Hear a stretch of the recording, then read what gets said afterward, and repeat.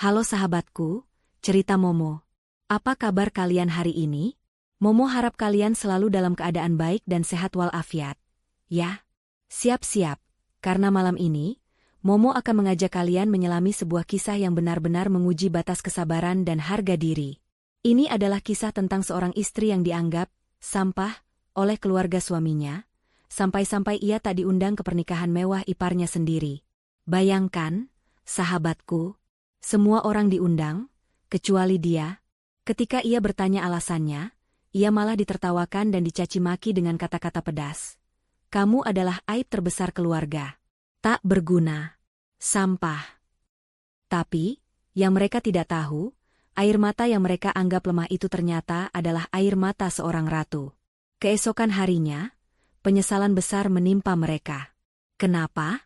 Karena mereka baru sadar, menantu yang mereka hina itu adalah investor utama di balik resort mewah tempat pernikahan itu diadakan.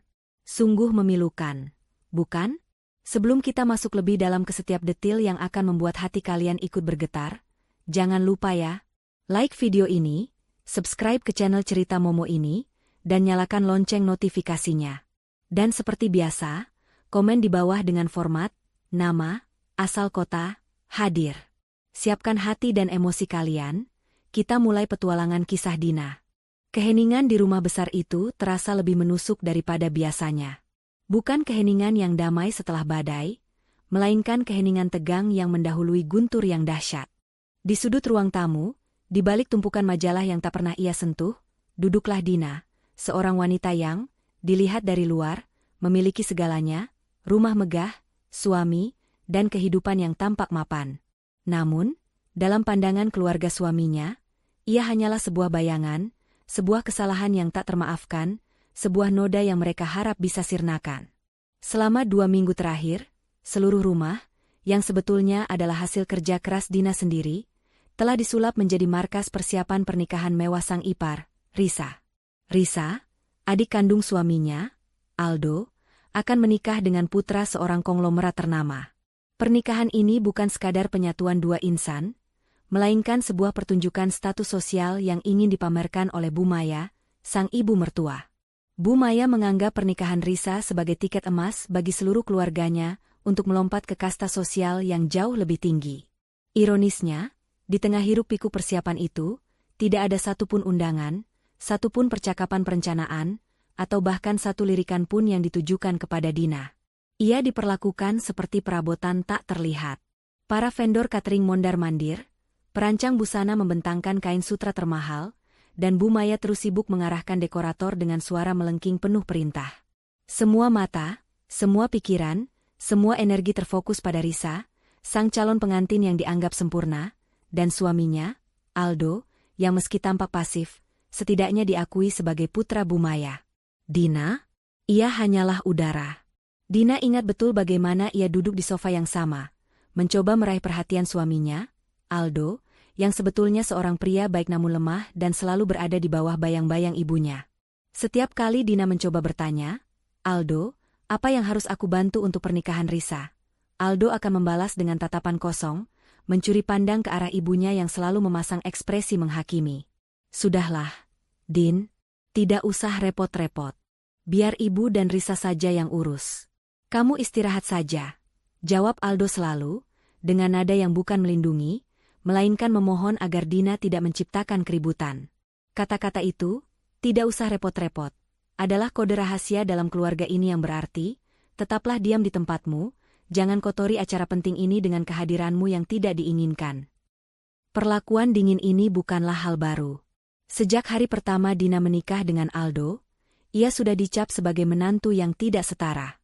Bu Maya, seorang wanita dengan lidah setajam pisau bedah dan obsesi terhadap status, tidak pernah bisa menerima Dina. Menurut Bu Maya, Dina, yang dulunya hanya seorang pekerja keras dari keluarga biasa dan membangun kekayaannya dari nol melalui bisnis yang low profile, tidak pantas bersanding dengan putranya yang terlahir di keluarga terpandang, walaupun sebetulnya kekayaan keluarga Bu Maya sudah lama habis sebelum Dina masuk. Bu Maya selalu membandingkan Dina dengan mantan kekasih Aldo, seorang wanita dari keluarga biru, yang kaya raya dan punya gelar, Mbak Yu, dari suatu kontes kecantikan. Bagi Bu Maya, Kesuksesan Dina adalah aib karena tidak didapat dari koneksi sosial, melainkan dari keringat dan ketekunan yang, ironisnya, membuat Dina menjadi jauh lebih kaya daripada seluruh keluarga Aldo. Sore itu, kekejaman Bu Maya mencapai puncaknya. Sebuah kotak kartu undangan mewah diletakkan di meja marmer ruang tengah. Dina melihat Risa dan Bu Maya sibuk memilah-milah, menyegel, dan memberi label. Mereka berbicara tentang ribuan tamu, mulai dari pejabat, kolega bisnis, hingga kerabat jauh yang bahkan Dina tidak pernah tahu keberadaannya. Dina melihat undangan itu, kertasnya tebal, bertekstur beludru, dan bertuliskan tinta emas. Sebuah dorongan tak tertahankan membuat Dina mendekat. Ia hanya ingin memastikan seberapa jauh mereka akan bertindak kejam. "Risa, undangan untukku dan Aldo sudah disiapkan?" tanya Dina, dengan suara yang selembut mungkin, padahal hatinya sudah gemuruh. Ia bertanya bukan karena ia ingin datang, tetapi karena ia ingin melihat mereka mengakui keberadaannya sebagai anggota keluarga. Risa mengangkat kepala. Ia melirik Dina dari atas ke bawah, dengan tatapan yang penuh penghinaan. Risa adalah tipe wanita yang pandai memanfaatkan kelembutan Aldo dan keangkuhan ibunya. Di matanya, Dina hanyalah penghalang jalan menuju kejayaan. "Untukmu, undangan?" Risa tertawa kecil, tawa yang terdengar palsu dan kejam, lalu melirik Bu Maya, mencari persetujuan. Bu Maya membalas lirikan itu dengan senyuman puas.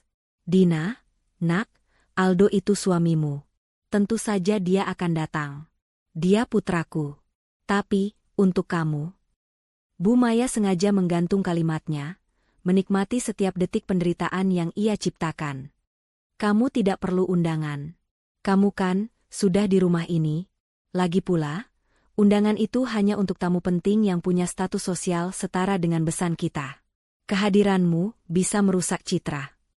Dina merasakan dadanya sesak. Ia mencoba menenangkan dirinya. Ia bukan hanya menantu, ia adalah istri Aldo selama 5 tahun. Ia adalah pemilik sah dari rumah tempat mereka berbicara ini, dan yang terpenting, ia adalah seorang wanita yang memiliki harga diri.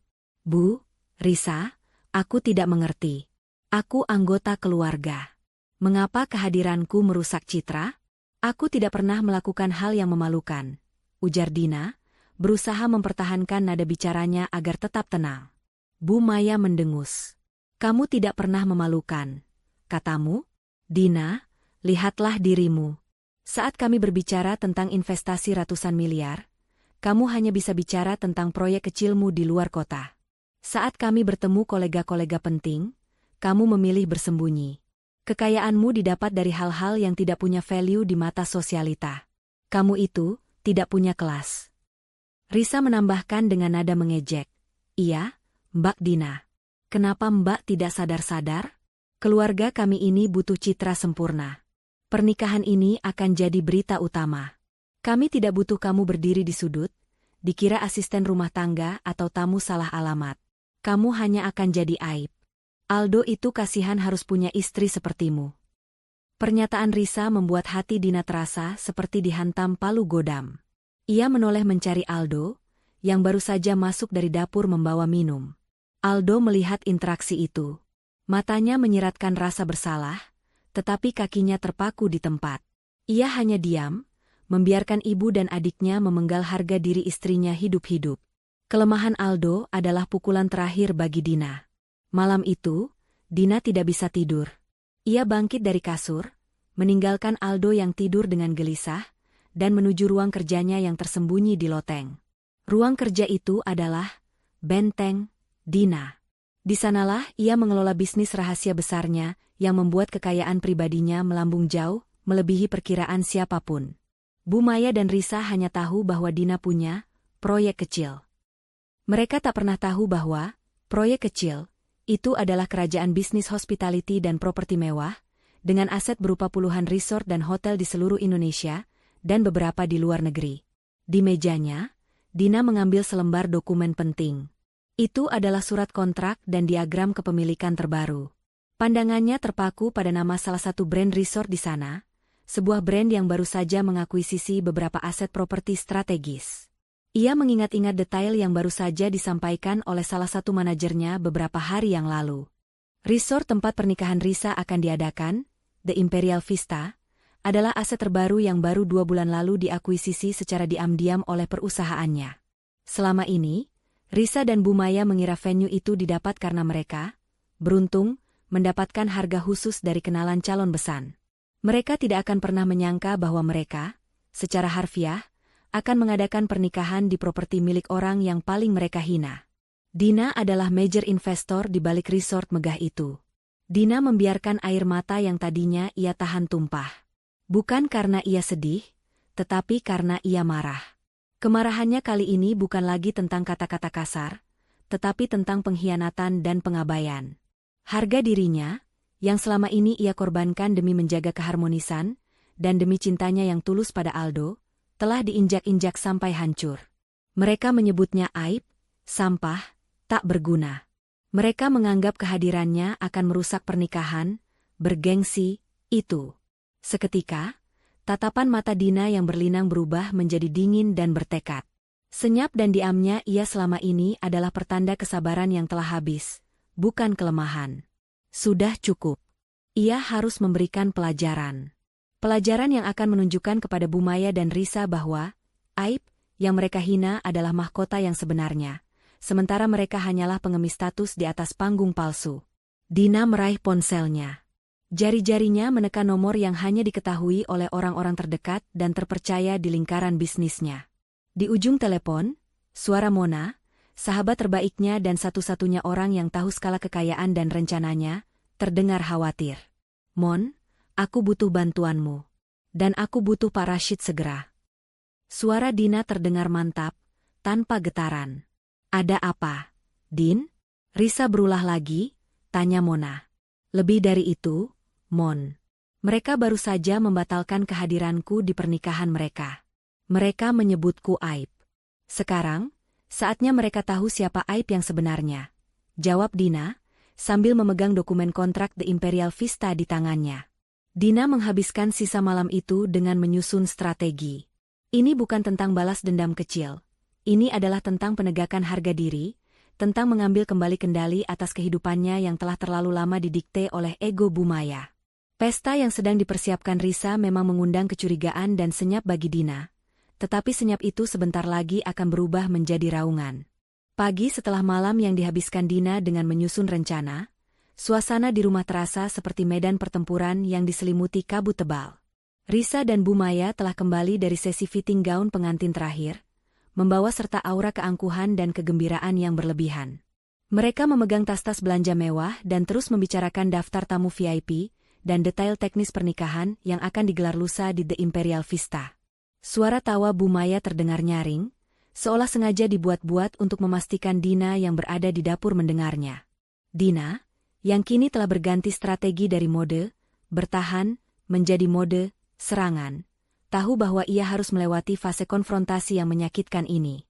Ia harus mendengar langsung vonis terakhir mereka, membiarkan penghinaan itu menjadi bahan bakar yang tak akan pernah padam.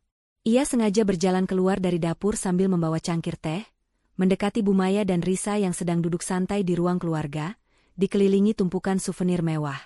Risa, aku ingin bicara sebentar, kata Dina, suaranya tenang namun mengandung getaran yang kuat, berbeda dari nada pasrahnya yang biasa. Risa menoleh, ekspresi wajahnya berubah menjadi bosan dan terganggu. Apalagi, Mbak Dina?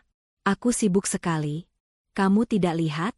2 hari lagi aku menikah. Jangan ganggu aku dengan hal-hal tidak penting. Bu Maya meletakkan majalah fashion yang sedang ia baca. Matanya yang tajam menatap Dina dari balik kacamatanya. Dina, suamimu, Aldo, sudah berangkat kerja. Jangan cari masalah di sini. Kenapa kamu tidak kembali saja ke dapur? Setidaknya kamu masih bisa berguna di sana. Dina mengabaikan sindiran Bu Maya dan menatap lurus ke mata Risa. Aku hanya ingin memperjelas satu hal. Aku tidak menemukan undangan untukku di tumpukan itu, kemarin. Aku adalah istrimu, Risa, saudara iparmu. Bukankah wajar jika aku bertanya, apakah kalian benar-benar tidak mengundangku ke pernikahanmu? Pertanyaan lugas Dina membuat ruangan itu mendadak sunyi, hanya suara dentingan es di gelas Risa yang terdengar. Risa mengambil napas panjang, seolah ia sedang dipaksa berhadapan dengan sesuatu yang menjijikan. Oke, kalau kamu memang mau dengar, aku akan bilang dengan sangat jelas. Risa memulai, suaranya dingin dan menusuk. Iya, kamu memang tidak diundang. Bu Maya mengangguk puas, menambahkan dramatisasi. Kami sudah membuat daftar tamu final, Dina. Dan nama kamu, dengan berat hati, harus kami singkirkan. Ini demi kebaikan bersama, demi masa depan Risa. Dina merasakan jantungnya berdetak lebih cepat. Ia mendesak, aku butuh alasan yang jelas, Risa. Bukan hanya demi citra. Aku ingin tahu, apa salahku sampai aku harus diperlakukan seperti orang asing di rumah ini, di acara yang seharusnya menjadi kebahagiaan bersama. Risa tiba-tiba tertawa terbahak-bahak, tawa yang menusuk telinga, seperti suara kaca yang pecah. Tawa itu diikuti oleh tawa histeris Bu Maya. Mereka tertawa seolah Dina baru saja melontarkan lelucon paling lucu dan paling menyedihkan di dunia. Tawa itu adalah ekspresi kekuasaan dan penghinaan tanpa batas. Setelah meredakan tawanya, Risa menyeka sudut matanya yang berair, lalu mencondongkan tubuhnya ke depan, mendekati Dina. Matanya berkilat penuh kebencian. Baiklah, Mbak Dina. Karena kamu meminta kejelasan, aku akan berikan kejelasan. Alasan kamu tidak diundang? Karena kamu adalah aib terbesar keluarga ini. Risa meludah kata-kata itu seolah itu adalah racun. Dina terhuyung mundur selangkah, seolah ditampar. Kata-kata itu jauh lebih menyakitkan daripada penghinaan-penghinaan sebelumnya. Aib? Apa maksudmu? Dina bertanya lirih, berjuang keras agar air mata tidak jatuh. Bu Maya mengambil alih, nadanya penuh penghakiman. Jangan pura-pura polos. Dina, lihat dirimu. Kamu selalu berpakaian sederhana. Kamu tidak pernah mau diajak ke acara sosialita kelas atas. Kamu selalu menghindari pertemuan keluarga besar calon besan. Saat orang bertanya, istrinya Aldo kerjanya apa? Kami harus memutar otak mencari jawaban yang tidak memalukan. Bisnismu? Itu hanya disebut-sebut proyek kecil-kecilan di luar kota. Tidak ada yang tahu bahwa kamu adalah pemilik aset miliaran. Kamu itu seperti hantu. Kami butuh menantu yang bisa dibanggakan, yang punya koneksi, yang bisa mengangkat nama keluarga, bukan menantu yang bahkan tidak bisa kami kenalkan tanpa merasa malu.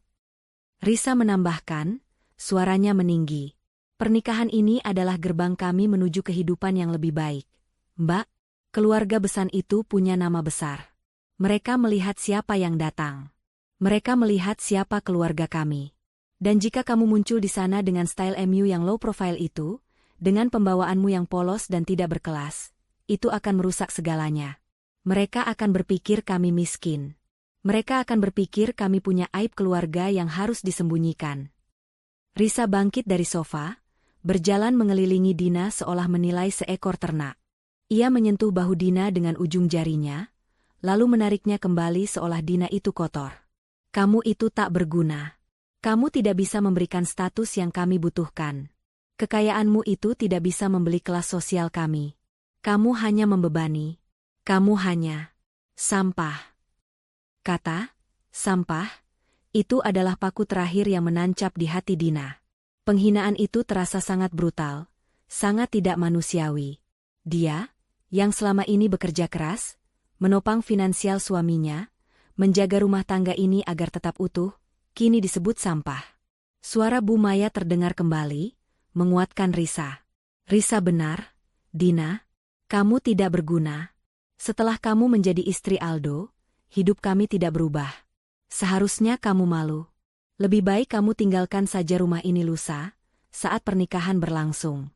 Kami tidak ingin ada bau, sampah, di pesta termegah keluarga kami. Dina berdiri mematung. Ia menatap kedua wanita di depannya. Tidak ada sedikitpun rasa kasihan di mata mereka. Hanya kesombongan, keangkuhan, dan kebencian murni. Perlakuan kejam ini akhirnya memberikan Dina kejelasan yang ia butuhkan. Tidak ada lagi yang perlu diselamatkan dari hubungan ini. Mereka tidak hanya merendahkannya. Mereka secara eksplisit menyatakan bahwa ia tidak berharga, bahwa eksistensinya adalah hal yang harus disingkirkan. Tiba-tiba, rasa sakit di hati Dina mereda, digantikan oleh ketenangan yang dingin dan mematikan.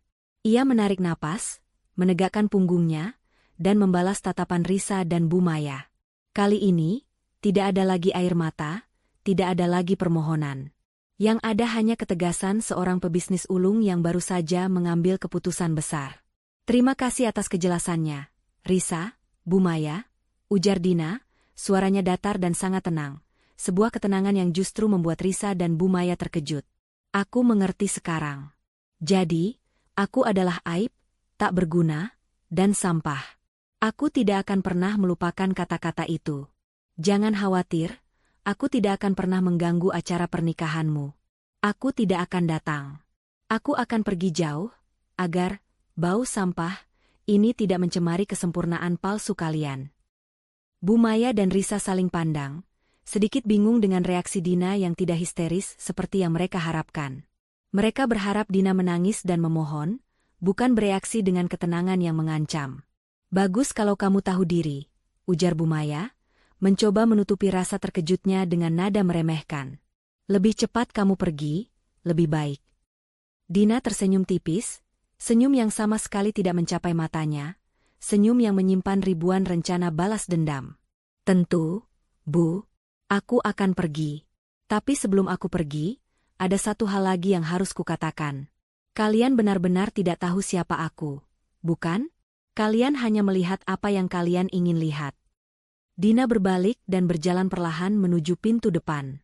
Sebelum ia melangkah keluar, ia berhenti dan menoleh untuk memberikan kalimat penutupnya. Kalimat yang akan menjadi penyesalan terbesar dalam hidup Bu Maya dan Risa. Nikmatilah pestanya, Risa. Nikmatilah setiap detail mewahnya. Karena aku yakin, pernikahan itu akan menjadi hal termewah dan terakhir yang akan kalian nikmati di tempat itu.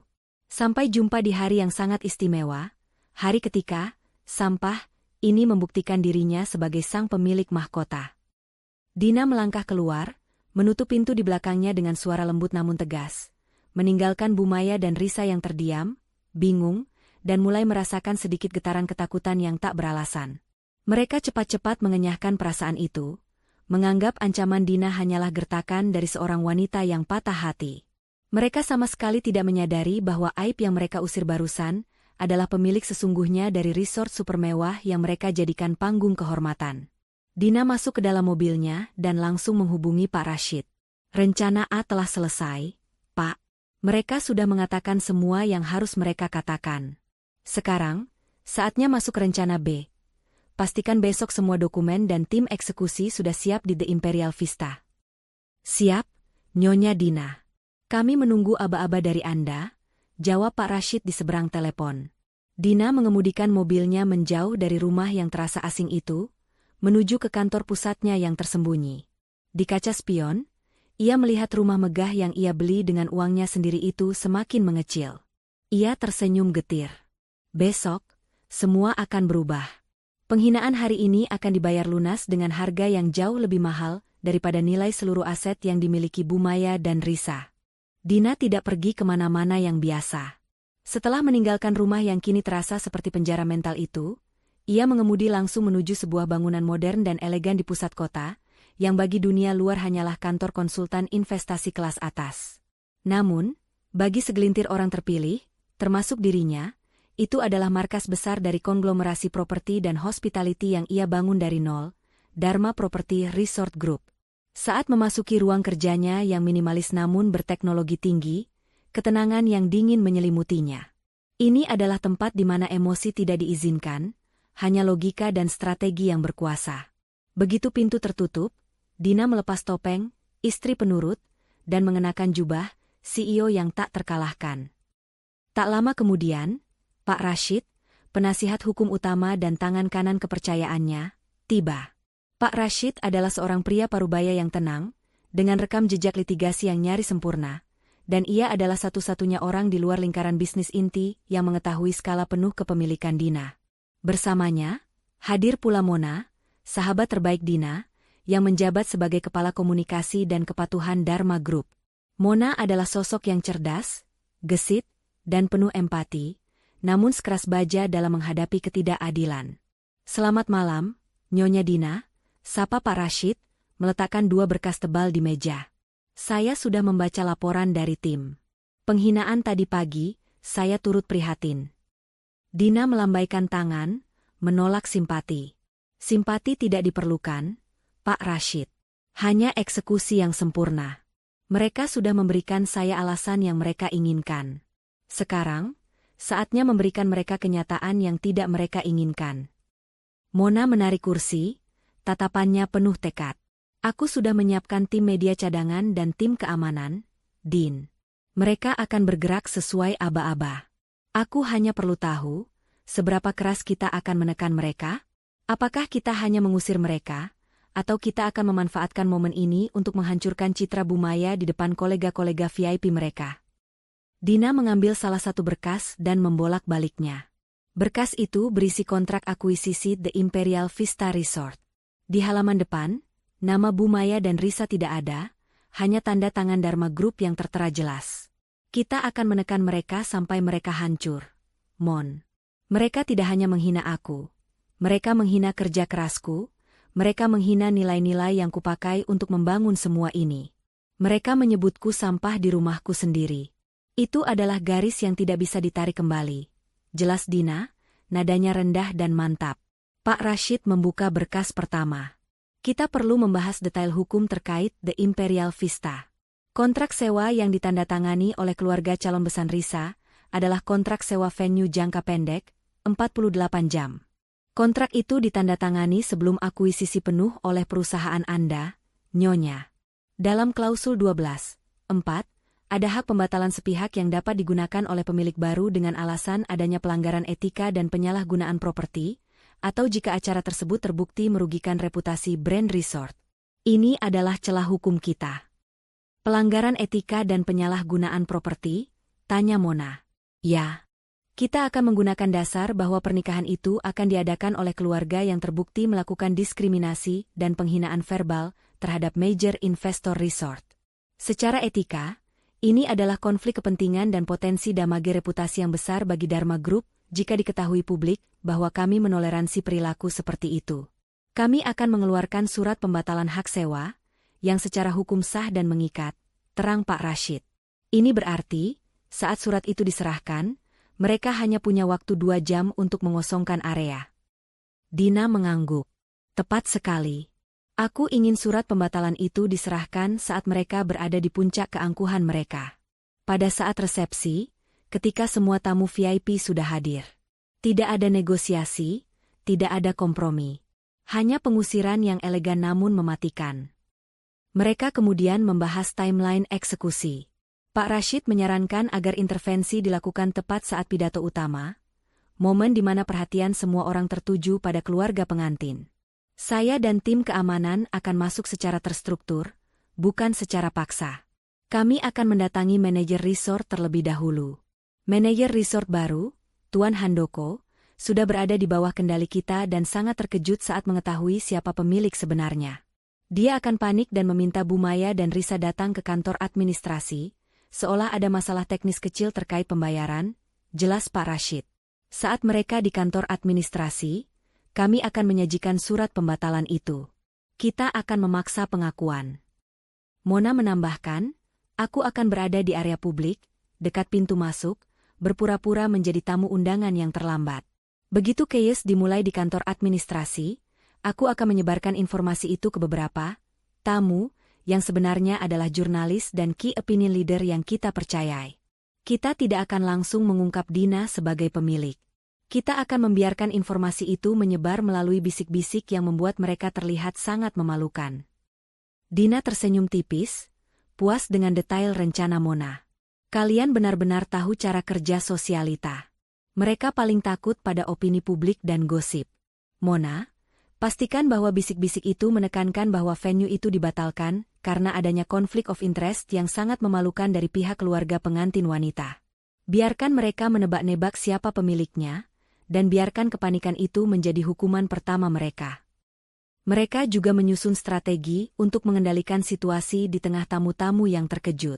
Dharma Group memiliki jaringan keamanan yang kuat, dan mereka akan memastikan tidak ada properti yang dirusak atau tamu yang terluka saat proses evakuasi. Kita harus memastikan seluruh proses dokumentasi media terkontrol. Nyonya. Citra resort tidak boleh rusak. Kita hanya menyingkirkan penyewa bermasalah. Tegas Pak Rashid. Benar? Resort ini adalah aset yang berharga. Biarkan Bu Maya dan Risa yang terlihat merusak acaranya sendiri. Kehancuran reputasi adalah hukuman utama mereka. Aku ingin mereka menyesal bukan hanya karena kehilangan venue, tapi karena kehilangan harga diri di depan ribuan tamu VIP yang sangat mereka damba-dambakan. Ucap Dina, sambil menyandarkan punggungnya, kelelahan mental mulai terasa, tetapi semangat balas dendam menopangnya. Setelah Pak Rashid dan Mona menyelesaikan tugas teknis mereka, Dina meminta mereka untuk pergi. Ia menyisakan waktu sendirian di ruang kerjanya. Dina membuka laci rahasia di mejanya dan mengeluarkan sebuah kotak kecil.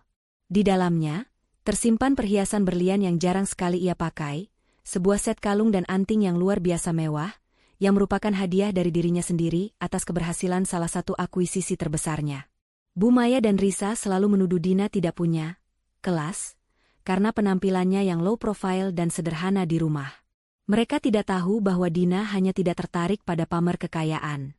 Malam itu, Dina menatap set perhiasan itu, simbol nyata dari kerja keras dan kekayaan yang selama ini ia sembunyikan. Besok, aku akan tampil. Tapi bukan sebagai tamu. Aku akan muncul sebagai pemilik, sebagai ratu yang menuntut kembali mahkotanya, bisik Dina pada dirinya sendiri. Dina juga membuat satu panggilan telepon yang sangat penting, panggilan yang akan memastikan bahwa Aldo, suaminya, akan merasakan dampak yang paling dalam dari keputusannya untuk tetap diam. Ia menghubungi tim hukum keluarga yang mengurus semua aset bersama mereka. Saya ingin semua aset pribadi dan bersama saya dibekukan segera. Tidak ada satupun transaksi yang boleh dilakukan oleh Tuan Aldo, tanpa persetujuan tertulis dari saya. Ya, termasuk rekening gaji bulanan. Lakukan secara diam-diam, hari ini juga. Saya tidak ingin dia tahu sampai besok malam. Perintah Dina, suaranya sedingin es. Keputusan itu sulit, tetapi penting. Aldo mungkin bukan orang jahat, tetapi kelemahannya dan kegagalannya untuk membela Dina membuatnya menjadi bagian dari sistem kekejaman itu. Dina tidak hanya menghukum Bu Maya dan Risa, ia juga memberikan konsekuensi yang berat pada suaminya atas pengabaiannya. Saat fajar mulai menyingsing, Dina sudah siap. Semua rencana sudah tersusun rapi, setiap langkah sudah diperhitungkan dengan cermat. Dharma Group bergerak dalam keheningan yang mematikan, mempersiapkan kejutan terbesar dalam sejarah The Imperial Vista. Hari pernikahan Risa, yang seharusnya menjadi hari paling bahagia bagi Bu Maya dan Risa, akan segera berubah menjadi hari yang akan mereka ingat sebagai awal dari kehancuran mereka. Dina, sang sampah, yang tak diundang, akan menjadi arsitek dari keruntuhan itu. Hari yang paling dinantikan oleh Risa dan Bu Maya akhirnya tiba. Matahari bersinar cerah di atas The Imperial Vista Resort, memantulkan cahaya keemasan pada atap kaca dan kolam renang tak bertepi yang menghadap langsung ke lautan biru. Resort itu memang sebuah mahakarya arsitektur, sebuah istana modern yang dirancang untuk memuaskan hasrat terbesar akan kemewahan. Bu Maya telah memilih venue ini bukan hanya karena keindahannya, tetapi karena statusnya sebagai lokasi paling eksklusif dan termahal di seluruh pantai selatan. Di ballroom utama, suasana terasa bagai dongeng yang dihidupkan. Bunga-bunga impor mahal bertebaran, menggantung dari langit-langit setinggi 10 meter, menciptakan karangan bunga raksasa yang menaungi ribuan tamu. Setiap detail, mulai dari seragam pelayan hingga lilin kristal di setiap meja, memancarkan kemewahan yang berlebihan, yang diakini Bu Maya akan mengukuhkan posisi sosialnya di mata para besan dan kolega VIP mereka. Risa, mengenakan gaun pengantin yang dirancang oleh desainer internasional, tampak bersinar. Wajahnya dipenuhi oleh senyum kemenangan. Ia bukan hanya menikahi pria kaya, ia sedang menikahi status sosial. Di benaknya, ia terus-menerus membandingkan kemegahan ini dengan kehidupan Dina, sang sampah, yang kini pasti meringkuk malu entah di mana. Risa membayangkan betapa malunya Dina karena tidak diundang, dan pikiran itu menambah porsi kebahagiaan palsunya. Bu Maya, dalam balutan kebaya kutur berwarna emas, berdiri di samping pintu masuk ballroom, menyambut setiap tamu dengan senyuman yang terlalu lebar dan jabat tangan yang penuh perhitungan. Matanya terus memindai kerumunan, mencari wajah-wajah penting, memastikan setiap orang yang hadir menyaksikan pencapaian terbesar dalam hidupnya ini. Ia sesekali berbisik kepada Aldo, suaminya Dina, yang tampak canggung dan gugup di sampingnya. Aldo, kenapa wajahmu tegang begitu? Senyum. Angkat dagumu. Hari ini adalah hari keberuntungan kita. Kita sekarang sejajar dengan keluarga Adiaksa. Bisik Bu Maya tajam, seolah kemegahan ini adalah hasil jerih payahnya, bukan pinjaman yang harus mereka bayar mahal. Aldo hanya bisa tersenyum kaku.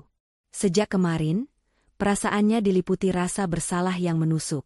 Ia tahu betapa kejamnya perlakuan Bu Maya dan Risa terhadap Dina. Keheningan Dina, ketenangan dinginnya saat diusir, dan kata-kata perpisahan Dina di pintu itu terus menghantuinya. Namun, seperti biasa, ketakutannya pada amarah ibunya jauh lebih besar daripada keberaniannya membela istrinya. Ia mencoba menghubungi Dina semalaman, tetapi ponsel Dina tidak aktif. Kepanikan kecil mulai menggerogoti hati Aldo, tetapi ia memaksakan diri untuk fokus pada acara ini demi sang adik. Sementara itu, Bu Maya terus melayangkan pujian yang berlebihan kepada setiap tamu tentang betapa sulitnya mendapatkan venue semewah The Imperial Vista. Ini resort paling eksklusif, Tuan. Bahkan besan kami pun harus menggunakan koneksi super khusus untuk bisa menyewa tempat ini, katanya berulang kali, memperkuat mitos bahwa mereka adalah keluarga yang sangat terpandang. Tidak ada satupun di antara mereka, Bu Maya, Risa, maupun Aldo, yang tahu bahwa ribuan mata di resort itu juga sedang mengamati pergerakan orang-orang lain yang tidak terduga. Di sudut resort yang tersembunyi, Pak Rashid dan Mona sedang mengawasi dari sebuah ruang kontrol sementara. Mereka telah tiba sejak dini hari, berbaur dengan tim keamanan internal resort yang sekarang sepenuhnya patuh pada perintah Dina. Mona, berpakaian elegan dan berkelas, sesekali keluar untuk menyebar di antara tamu. Ia menargetkan meja-meja yang diduduki oleh para sosialite yang dikenal paling suka bergosip dan jurnalis media lifestyle yang disamarkan. Mona menyebarkan umpan. Kabarnya, ada sedikit masalah internal dengan kepemilikan resort ini ya? Saya dengar pemilik aslinya baru saja berganti, dan pemilik baru itu dikenal sangat tegas soal etika. Umpan itu dilemparkan dengan nada yang sangat berhati-hati, cukup untuk memicu rasa ingin tahu yang tak tertahankan. Di dalam ballroom, acara inti, pemberkatan, telah selesai dengan haru dan megah. Risa dan suaminya tampak seperti pasangan sempurna yang turun dari sampul majalah. Saatnya tiba pada sesi pidato dan resepsi koktail yang paling dinantikan. Bu Maya naik ke atas podium, memegang mikrofon dengan tangan gemetar karena kegembiraan dan kebanggaan. Hadirin sekalian, suara Bu Maya bergema, penuh percaya diri dan keangkuhan. Selamat datang di pesta yang kami persiapkan dengan cinta dan dedikasi. Hari ini, kita bukan hanya merayakan pernikahan, tapi kita merayakan kesempurnaan. Ini adalah bukti bahwa keluarga kami, keluarga Sudirman, tahu bagaimana menghargai kualitas dan kelas. Saat Bu Maya sedang menikmati sorotan kamera dan tepuk tangan meriah, ia secara eksplisit sekali lagi menyinggung soal menjaga citra keluarga. Ia secara tidak langsung menceritakan tentang beban yang harus mereka singkirkan demi mencapai titik ini, sebuah sindiran kotor yang ditujukan pada Dina. Aldo, di sampingnya, menundukkan kepala. Ia merasa jijik pada dirinya sendiri, karena membiarkan sang ibu terus menghina istrinya di panggung megah ini. Tepat saat Bu Maya akan memulai paragraf selanjutnya tentang betapa beruntungnya Risa mendapatkan venue ini, ponselnya di dalam tas kecil di tangannya bergetar hebat. Itu adalah nomor yang tidak dikenal, tetapi dengan kode area yang dikenali Bu Maya sebagai nomor darurat The Imperial Vista. Ia mengabaikannya. Ini adalah momennya, ia tidak akan membiarkan gangguan kecil merusaknya. Namun, getaran itu berulang, lebih mendesak. Bu Maya mencoba tersenyum, berjuang untuk tetap fokus pada pidatonya. Dan tentu saja, semua kemewahan ini, semua venue indah ini, adalah penanda. Dederet. Ponselnya bergetar lagi, kali ini diikuti oleh bep keras dari mikrofon yang tiba-tiba berbunyi statis sesaat. Di pinggir panggung, wajah manajer The Imperial Vista, Tuan Handoko, tiba-tiba pucat pasi. Tuan Handoko, yang sudah diinstruksikan oleh Pak Rashid untuk bertindak panik, berjalan cepat ke arah Bu Maya, mengabaikan protokol. Maafkan saya, Nyonya Bu Maya, maafkan saya harus bicara sekarang, bisik Tuan Handoko dengan wajah tegang, suaranya nyaris tercekik. Bu Maya berang. Ia meletakkan mikrofon dan menarik Tuan Handoko ke sudut panggung.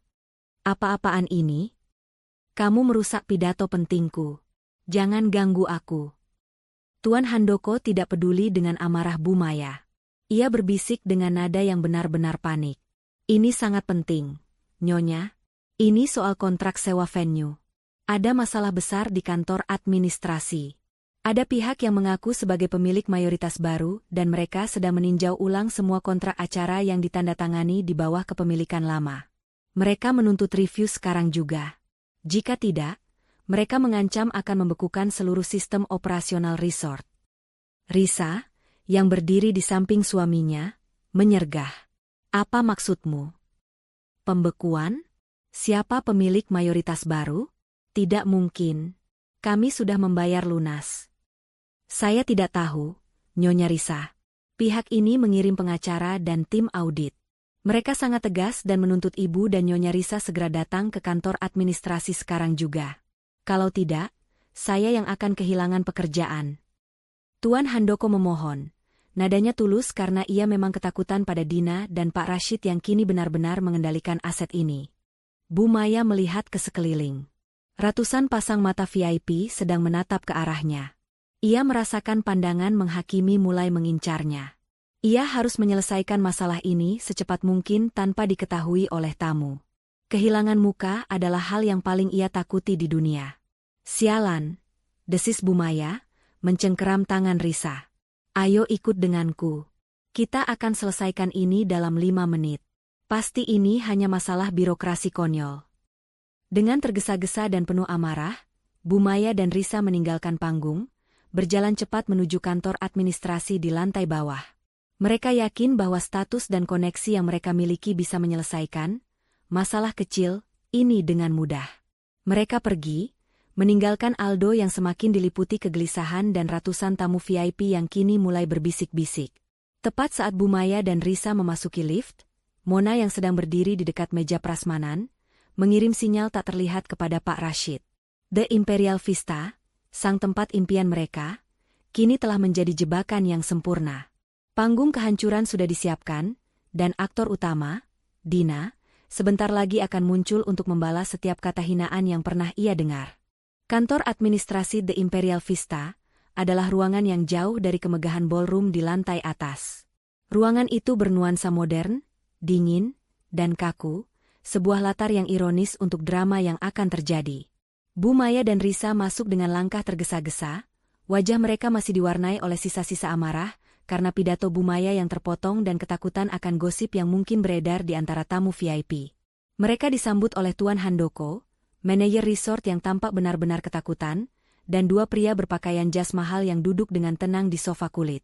Salah satu dari pria itu adalah Pak Rashid, yang mereka kenali sebagai seorang pengacara ternama dari firma yang sering muncul di berita, namun mereka tidak tahu hubungannya dengan Dina. Pria satunya adalah seorang auditor yang tatapannya tajam dan tak kenal kompromi. Ada apa ini? Mana pemilik mayoritas baru yang kalian maksud? Suruh dia datang. Jangan buang waktu saya. Pernikahan putri saya sedang berlangsung di atas. Sembur Bu Maya tanpa basa-basi, nadanya penuh otoritas yang ia yakini akan menundukkan siapapun.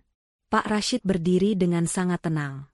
Ia membiarkan kemarahan Bu Maya mereda sejenak, menikmati setiap detik kepanikan yang terpancar dari wajah ibu dan anak itu.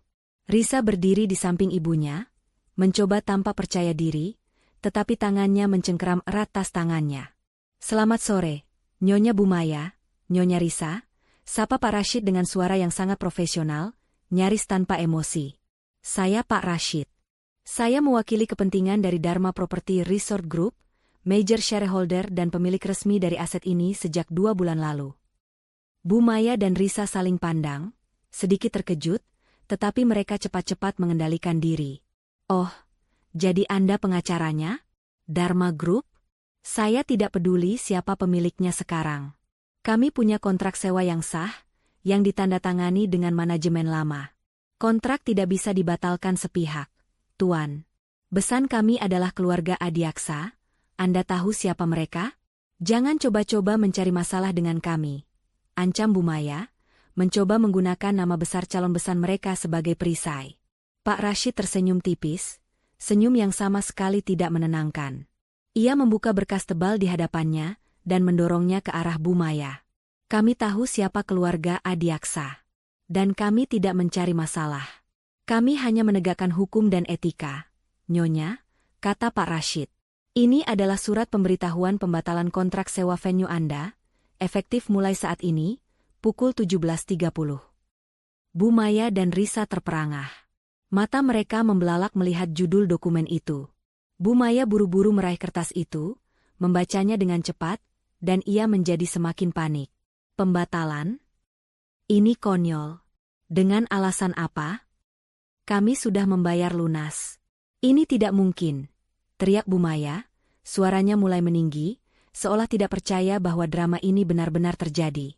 Alasannya jelas tercantum di sana, Nyonya. Silakan lihat klausul 12.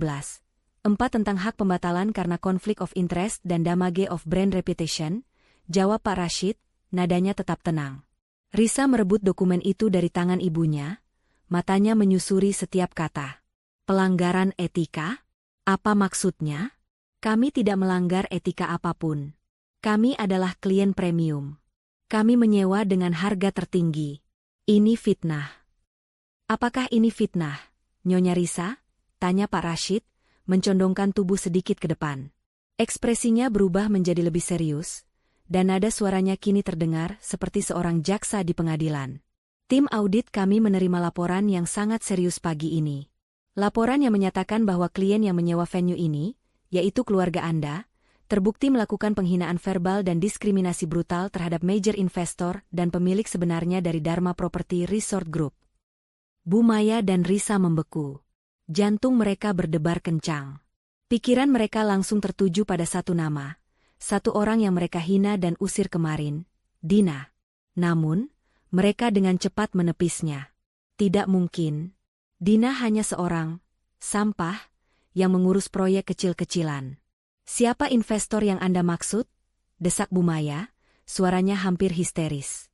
Apa hubungannya dengan pernikahan kami? Dan siapa pemilik yang Anda maksud? Kami tidak kenal dia. Anda kenal dia, Nyonya Bu Maya?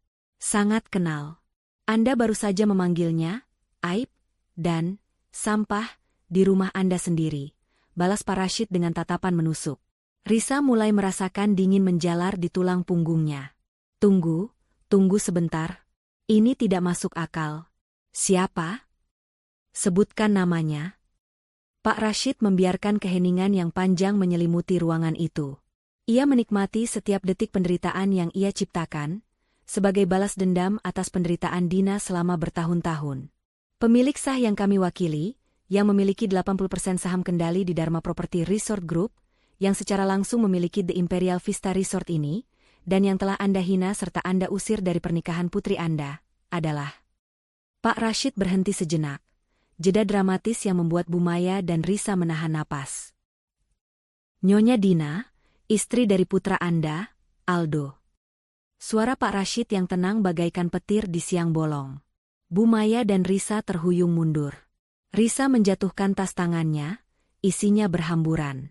Mata Bu Maya terbelalak lebar, wajahnya yang tadi sombong kini pucat pasi, seperti mayat hidup. Mereka berdua tidak bisa berkata-kata. Pikiran mereka berputar cepat, mencoba mencocokkan wajah Dina yang sederhana, polos, dan selalu mengalah, dengan sosok CEO misterius dan pemilik resort mewah ini. Dina pemilik, gumam Bu Maya, suaranya tercekat. Tidak mungkin. Dia tidak punya kelas. Dia hanya mengurus proyek kecil. Proyek kecil? Pak Rashid mengangkat alisnya. Nyonya Dina adalah salah satu konglomerat properti terbesar di negara ini, Nyonya Bu Maya. The Imperial Vista adalah aset terbarunya. Anda dan putri Anda baru saja menjejakkan kaki di properti miliaran rupiah, yang dibeli dan dikendalikan oleh orang yang Anda sebut sampah dan tak berguna. Risa jatuh terduduk di sofa.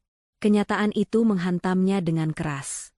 Seluruh kebanggaannya, seluruh kemegahan pernikahannya, kini didasarkan pada kebodohan dan keangkuhan. Ia telah menghina pemilik venue pernikahannya sendiri. Bagaimana dia bisa? Tanya Risa, matanya berkaca-kaca, bukan karena sedih, tetapi karena takut dan malu. Nyonya Dina adalah seorang pebisnis ulung yang memilih untuk tetap low profile, demi menjaga keharmonisan keluarga. Sebuah keharmonisan yang dengan senang hati Anda dan putri Anda hancurkan. Dan kini, aib terbesar, itu telah memutuskan bahwa Anda berdua tidak layak untuk menggunakan asetnya sebagai panggung keangkuhan Anda. Jelas Pak Rashid. Tunggu. Kami mohon. Kami akan meminta maaf pada Dina. Kami akan memohon ampun. Jangan batalkan sekarang. Tamu-tamu VIP kami, keluarga Besan. Bu Maya merangkak mendekati Pak Rashid, memohon dengan air mata yang mulai mengalir deras, air mata ketakutan sosial, bukan penyesalan tulus. Maaf, Nyonya Bu Maya. Keputusan pembatalan ini sudah final dan mengikat secara hukum. Waktu Anda untuk memohon ampun sudah habis kemarin pagi, kata Pak Rashid, nadanya tetap dingin. Sesuai kontrak, Anda dan pihak penyewa memiliki waktu 2 jam untuk mengosongkan seluruh area resort. Jika tidak, tim keamanan kami akan melakukan pengusiran secara paksa, dan kami akan melibatkan pihak kepolisian atas dasar pelanggaran kontrak dan penyalahgunaan properti. Auditor di samping Pak Rashid menyambung, semua aset yang ditinggalkan akan kami sita sementara sebagai jaminan ganti rugi atas potensi kerugian reputasi. Acara pernikahan ini, sayangnya, harus berakhir. Ini adalah perintah langsung dari Nyonya Dina. Bu Maya dan Risa panik total. Mereka menyadari bahwa ancaman ini nyata, dan kekuatan yang mereka hadapi jauh melampaui koneksi keluarga Adiaksa. Kekuatan itu adalah kekuatan dari uang murni, strategi hukum yang tak terelakkan, dan kemarahan seorang wanita yang terluka. Mereka harus kembali ke ballroom, ke hadapan ratusan tamu VIP yang sedang menikmati pesta, dan mengumumkan bahwa pernikahan mewah mereka dibatalkan, bahwa mereka harus diusir, dan bahwa sampah yang mereka hina adalah sang ratu sejati. Rasa malu yang akan mereka tanggung akan jauh lebih berat daripada seluruh kemewahan The Imperial Vista yang mereka sewa. Waktu terasa berhenti bagi Bu Maya dan Risa. Setelah vonis yang disampaikan dengan tenang dan dingin oleh Pak Rashid, mereka hanya bisa menatap surat pembatalan kontrak di tangan mereka seolah itu adalah lembar kematian sosial. Kenyataan bahwa Dina, menantu yang mereka sebut sampah, adalah pemilik sah dari The Imperial Vista, tempat impian yang mereka jadikan panggung kehormatan, terasa lebih menyakitkan daripada tusukan pisau. Kekuatan Bu Maya, yang selama ini dibangun di atas status palsu dan intimidasi, kini menguap tak bersisa. Wajahnya yang tebal riasan tampak luntur oleh keringat dingin dan air mata ketakutan. Risa, sang pengantin yang bersinar, kini hanya terlihat seperti boneka porselen yang retak.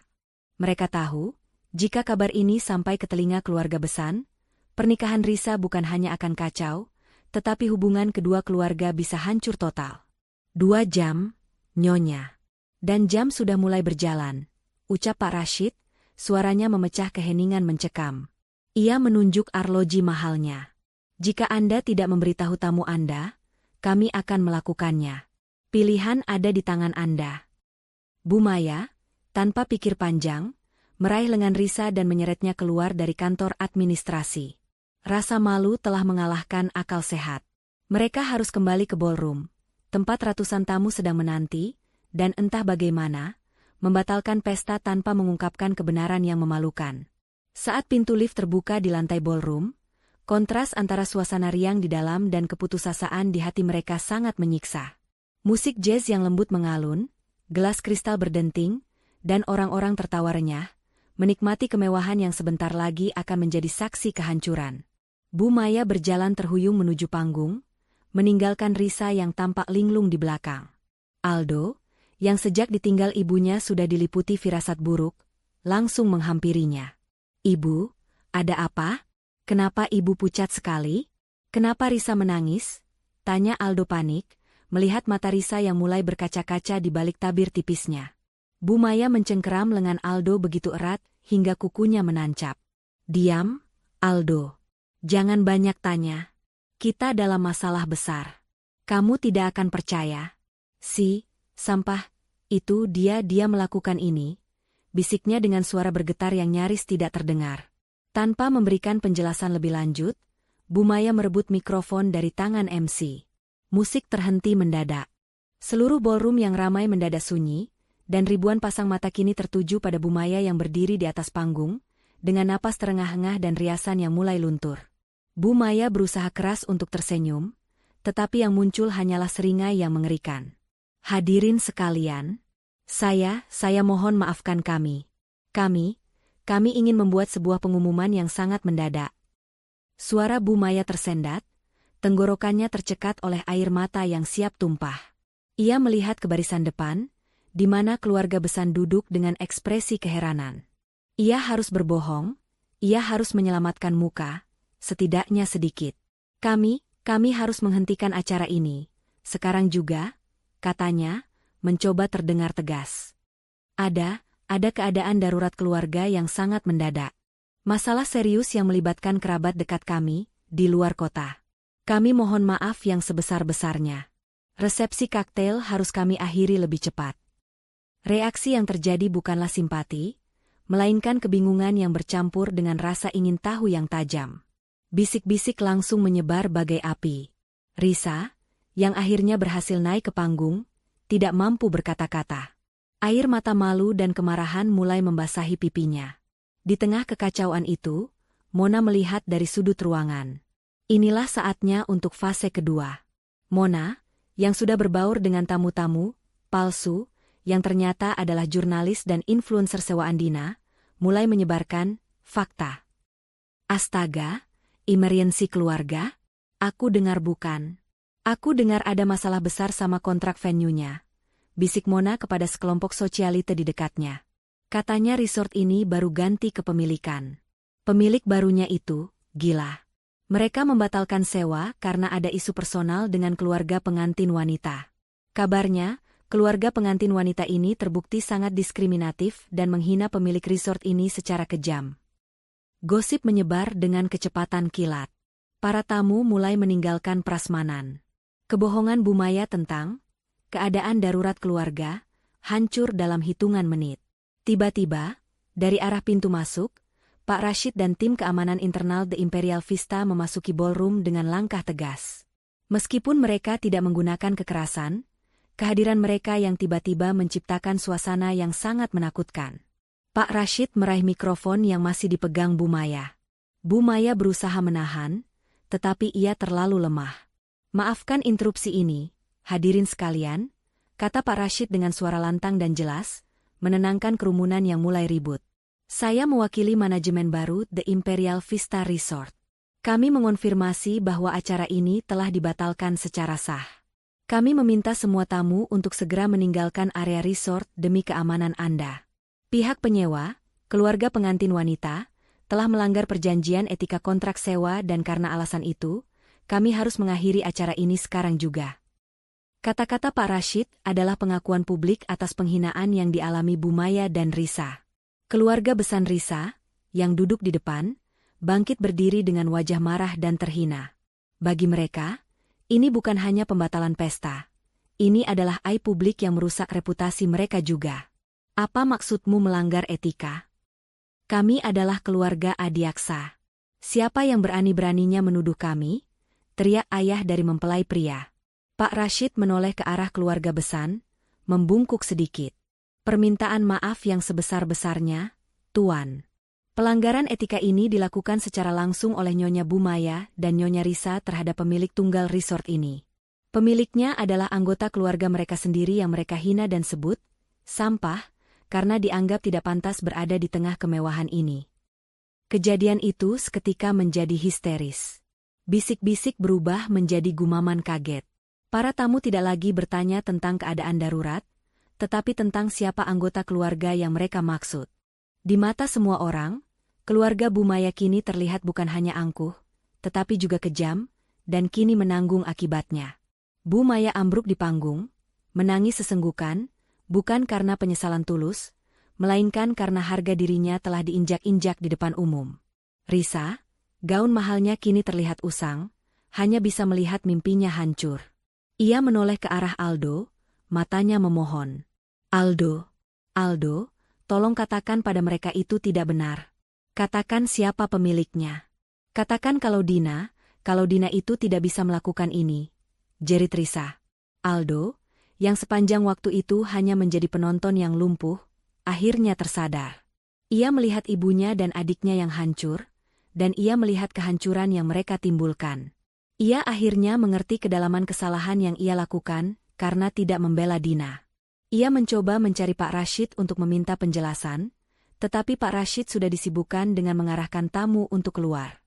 1 jam kemudian, ballroom yang tadinya megah kini kosong, kecuali puing-puing hancurnya mimpi dan tumpukan souvenir yang disita sebagai jaminan. Bu Maya dan Risa terduduk di lantai, menangis tanpa suara, dikelilingi oleh petugas keamanan resort mereka sendiri. Keluarga Adiaksa pergi dengan amarah yang memuncak, pernikahan dibatalkan secara sepihak di hadapan ribuan tamu. Di tengah kekacauan itu, Bu Maya akhirnya menyadari.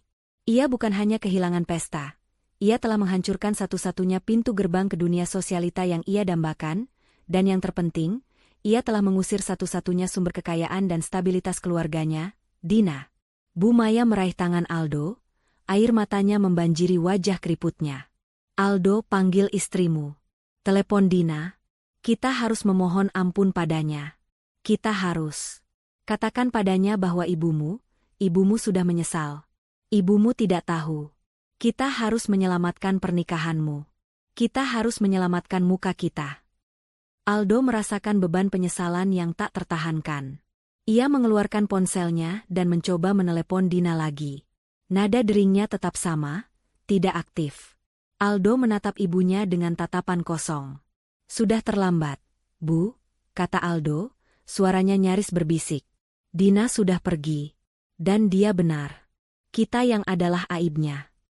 Di tempat lain, di kantor rahasianya, Dina sedang menyaksikan siaran langsung feed berita lokal yang melaporkan tentang kekacauan di The Imperial Vista. Ia menyaksikan kehancuran emosional Bu Maya dan Risa di rekaman video. Mona masuk, memeluknya erat. Semua selesai, Din. Eksekusi sempurna. Mereka hancur lebur, bisik Mona. Dina hanya mengangguk. Kemenangan ini terasa pahit. Ia telah memenangkan peperangan, tetapi ia harus mengorbankan kedamaian hatinya. Sekarang, Mon, saatnya kita fokus ke bab selanjutnya. Gugatan cerai sudah disiapkan oleh Pak Rashid. Aku akan mendapatkan kebebasanku. Dan Aldo, dia harus belajar apa arti konsekuensi dari kelemahannya. Keesokan harinya setelah kekacauan di The Imperial Vista, rumah yang dulunya megah, yang dibeli dan diurus oleh Dina, kini terasa kosong dan dingin. Bu Maya dan Risa bangun dari tidur yang gelisah, dihantui oleh bayangan ribuan pasang mata VIP yang menatap mereka dengan penghinaan. Reputasi yang mereka bangun selama puluhan tahun hancur dalam hitungan jam. Berita tentang pesta pernikahan dibatalkan karena pelanggaran etika pemilik, menyebar seperti wabah di media sosial, meskipun nama Dina masih disamarkan. Aldo adalah orang yang paling merasakan hantaman itu. Selain menanggung rasa malu karena kelemahannya, ia juga merasakan dinginnya realitas finansial. Saat ia mencoba menarik uang dari rekening pribadinya untuk membayar tagihan mendesak, ia mendapati rekeningnya telah dibekukan. Panggilan telepon dari bank mengonfirmasi bahwa semua aset, termasuk rekening bersama dan bahkan gaji bulanannya, telah diletakkan di bawah pengawasan ketat atas permintaan kuasa hukum Dina. Aldo, yang selalu nyaman di bawah naungan kekayaan Dina tanpa pernah menyadarinya, kini tiba-tiba menjadi pria yang tidak memiliki apa-apa. Kita harus segera temukan Dina. Aldo, teriak Bu Maya histeris, pagi itu. Kita harus bersujud di kakinya. Katakan padanya bahwa kita akan melakukan apapun. Kita akan berjanji tidak akan menghinanya lagi. Hanya dia yang bisa menghentikan pembekuan ini dan menyelamatkan muka kita dari keluarga Adiaksa. Risa, yang biasanya angkuh, kini hanya bisa mengangguk lemah. Ia menyesali setiap kata, sampah, yang ia lontarkan. Penyesalan mereka bukanlah penyesalan tulus atas perbuatan jahat mereka, melainkan penyesalan atas kerugian finansial dan sosial yang ditimbulkan oleh kemarahan Dina. Mereka mencoba menelepon Dina berulang kali, tetapi ponselnya tetap mati. Mereka mencoba menghubungi Mona, tetapi Mona hanya menjawab singkat bahwa ia tidak tahu keberadaan Dina, dan menyarankan mereka menghubungi Pak Rashid, pengacara Dina. Saat Bu Maya dan Aldo tiba di kantor Pak Rashid, mereka dihadapkan pada kenyataan yang lebih keras. Mereka disambut di ruang tunggu yang formal dan dingin. Pak Rashid muncul, sama sekali tidak menunjukkan rasa simpati. Saya ingin bertemu istri saya, Tuan Rashid. Di mana Dina? Tuntut Aldo, suaranya dipenuhi frustrasi dan sedikit ancaman yang cepat hilang saat ia mengingat posisi mereka. Pak Rashid menyerahkan sebuah map tipis kepada Aldo. Nyonya Dina tidak bersedia menemui Anda, Tuan Aldo. Ia tidak ingin melihat wajah Anda atau keluarga Anda. Ia meminta saya menyampaikan ini. Aldo membuka map itu dengan tangan gemetar. Di dalamnya, terdapat surat gugatan cerai, lengkap dengan detail pembagian aset yang sangat merugikan Aldo, karena semua aset besar terbukti dimiliki penuh oleh Dina sebelum pernikahan mereka, atau dibeli menggunakan dana pribadi Dina. Alasan gugatan, KDRT non-fisik berupa pengabaian, penghinaan berkelanjutan, dan diskriminasi di bawah atap rumah tangga. Bu Maya merebut surat itu dan membacanya. Matanya membelalak kaget. Gugatan cerai? Tidak. Ini tidak bisa terjadi. Tuan Rashid, kami mohon. Kami akan minta maaf. Kami akan memohon ampun. Dina tidak bisa melakukan ini. Nyonya Dina sangat bisa, Bu Maya. Dan dia sudah melakukannya, jawab Pak Rashid datar. Keputusan ini sudah bulat. Nyonya Dina sudah terlalu lama menderita di bawah tekanan dan penghinaan Anda. Ia tidak akan menarik gugatan ini. Aldo, yang akhirnya menyadari betapa dalam luka Dina, mencoba memohon secara personal. Pak Rashid, tolong sampaikan padanya, saya tahu saya salah. Saya pengecut. Saya gagal melindunginya. Tapi saya mencintai Dina. Beri saya kesempatan kedua. Saya akan membelanya, saya janji. Cinta yang membiarkan istrinya disebut sampah dan aib. Cinta yang membuat Anda diam 1000 bahasa saat harga dirinya diinjak-injak di rumahnya sendiri. Pak Rashid menyergah balik dengan tajam. Nyonya Dina sudah lelah. Tuan, Anda diberi waktu 5 tahun untuk membuktikan cinta itu, dan Anda gagal. Permintaan maaf Anda datang terlambat. Setelah ia kehilangan semua harga dirinya dan Anda kehilangan semua uang Anda. Bu Maya, melihat cara formal tidak mempan, mencoba taktik emosional. Ia tiba-tiba menjatuhkan dirinya di lantai marmer, menangis sesenggukan. Tuan Rashid, saya mohon, kasihanilah saya. Saya sudah tua. Kami tidak punya apa-apa lagi. Pernikahan Risa hancur. Reputasi kami hancur. Dina bisa mendapatkan kembali semuanya dengan mencabut gugatan ini. Kami akan mencintainya, kami akan memujanya. Penyesalan yang didorong oleh kerugian finansial bukanlah penyesalan tulus. Bu Maya, balas Pak Rashid. Ia memanggil salah satu stafnya. Saya mengerti penderitaan Anda. Tetapi penderitaan Nyonya Dina jauh lebih dalam. Ia tidak ingin lagi ada di dekat Anda. Bu Maya dan Aldo diantar keluar dari kantor Pak Rashid dengan tangan hampa. Mereka putus asa, menyadari bahwa senjata terkuat mereka, penghinaan dan keangkuhan, telah menjadi bumerang paling mematikan. Pertemuan rahasia Dina dan Mona. Malam harinya, Dina menemui Mona di sebuah apartemen mewah yang ia miliki dan sengaja ia jadikan tempat persembunyiannya. Dina tampak lelah, tetapi matanya bersinar dengan resolusi yang teguh. Mereka sudah datang ke Pak Rashid, lapor Mona. Bu Maya menangis histeris di lantai, Aldo memohon ampun dan bersumpah akan berubah. Ekspresi mereka benar-benar hancur. Dina menyesap tehnya perlahan. Aku tahu, Mon. Pak Rashid sudah melaporkan. Tapi, apakah kamu melihat ketulusan di mata mereka? Atau hanya ketakutan kehilangan kekayaan dan status? Lebih banyak ketakutan, Din, aku Mona jujur. Mereka tidak menyesali perbuatan mereka menghinamu. Mereka menyesali konsekuensi bahwa aib yang mereka usir ternyata adalah sumber uang mereka. Mereka hanya ingin aset mereka kembali, bukan istri yang mereka sayangi. Tepat, kata Dina, wajahnya tegas. Jika aku memaafkan mereka sekarang, mereka hanya akan belajar satu hal, bahwa mereka bisa menghinaku selama aku mengembalikan uang mereka. Siklus itu harus diputus. Mona melihat kelelahan di mata Dina. Lalu, bagaimana dengan Aldo? Apa yang akan kamu lakukan padanya? Dia memang pengecut, tapi dia suamimu. Dina menghela napas panjang. Aku mencintai Aldo, Mon. Itu yang membuat semua ini sulit. Tapi cinta tidak bisa bertahan di tengah pengkhianatan dan pengabaian yang terus-menerus. Pembekuan asetnya itu bukan hukuman. Itu adalah terapi kejut. Aku ingin dia merasakan apa artinya menjadi tak punya apa-apa, seperti yang mereka tuduhkan padaku. Aku ingin dia belajar bagaimana rasanya berjuang tanpa perlindungan ibunya dan uangku. Dan dia harus menghadapi gugatan cerai itu sebagai konsekuensi dari kegagalannya menjadi seorang suami. Dina mengeluarkan sebuah dokumen tebal dari tasnya. Itu adalah laporan keuangan The Imperial Vista dan transfer dana besar ke rekening Yayasan Amal yang ia dirikan. Aku akan menceraikan Aldo, tetapi aku akan memberinya pelajaran. Aku akan memberikan seluruh keuntungan The Imperial Vista yang aku dapatkan dari pernikahan Risa ini ke Yayasan Amal untuk korban KDRT non-fisik. Uang yang mereka peroleh dari menghinaku tidak akan pernah kusentuh. Itu akan menjadi karma mereka, ucap Dina, menunjukkan betapa bersih hati nuraninya meskipun ia sedang membalas dendam. Sementara itu, Risa mencoba menghubungi calon suaminya, menjelaskan bahwa insiden resort itu hanyalah kesalahpahaman.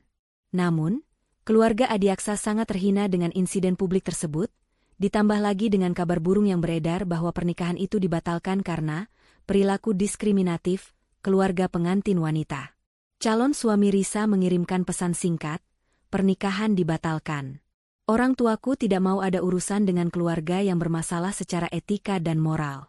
Jauhkan dirimu dari kami." Risa menangis sejadi-jadinya. Impiannya akan kehidupan mewah, status, dan pernikahan glamor hancur di depan mata. Ia menyalahkan Dina, tetapi ia juga mulai menyalahkan ibunya, Bu Maya, atas keangkuhan yang berlebihan. 2 hari kemudian, Bu Maya dan Aldo menerima panggilan resmi dari pengadilan. Gugatan cerai Dina sudah didaftarkan, dan sidang pertama akan segera dimulai. Bersamaan dengan itu, mereka menerima surat resmi dari The Imperial Vista yang meminta ganti rugi atas kerusakan reputasi resort yang disebabkan oleh keributan publik mereka. Keluarga itu benar-benar terjepit, tanpa uang, tanpa sekutu, dan diambang kehancuran. Mereka telah mencapai titik terendah mereka, sebuah konsekuensi langsung karena mereka menyebut mahkota sebagai sampah. Mereka hanya bisa menunggu, berharap Dina mau berbelas kasihan di pengadilan. Ruang sidang pengadilan agama dipenuhi oleh ketegangan yang pekat, jauh berbeda dari kemegahan palsu di The Imperial Vista. Ini adalah arena di mana kebenaran, seberapapun pahitnya, harus diungkap. Sidang pertama gugatan cerai yang diajukan oleh Dina menarik perhatian media. Meskipun nama Dina sebagai pemilik resort masih dirahasiakan oleh media arus utama atas permintaan Pak Rashid, hanya spekulasi tentang wanita kaya raya yang dihina keluarga suami yang beredar. Dina tiba di pengadilan didampingi oleh Pak Rashid dan Mona. Ia mengenakan setelan bisnis yang sederhana namun mahal, memancarkan aura profesionalisme dan ketenangan yang mengancam. Dina tidak lagi terlihat seperti istri yang tertekan. Ia adalah seorang pebisnis yang datang untuk menutup transaksi yang merugikan. Di sisi lain, Aldo dan Bu Maya duduk di kursi termasalah. Bu Maya, yang biasanya tampil mencolok, kini hanya mengenakan pakaian yang lusuh dan murah. Kehilangan akses ke uang tunai dan tekanan publik telah menghancurkan semangatnya. Ia terus menggenggam tangan Aldo dengan erat, memberikan tatapan memohon untuk berjuang demi uang mereka. Aldo, sebaliknya, tampak kurus dan lelah, tetapi ada kemarahan yang tenang di matanya, kemarahan pada dirinya sendiri. Saat Dina masuk, tatapan Bu Maya langsung berubah dari putus asa menjadi sinis.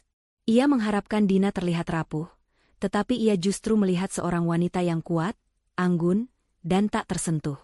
"Dasar perempuan ular. Dia datang untuk menghancurkan kita," bisik Bu Maya tajam ke telinga Aldo.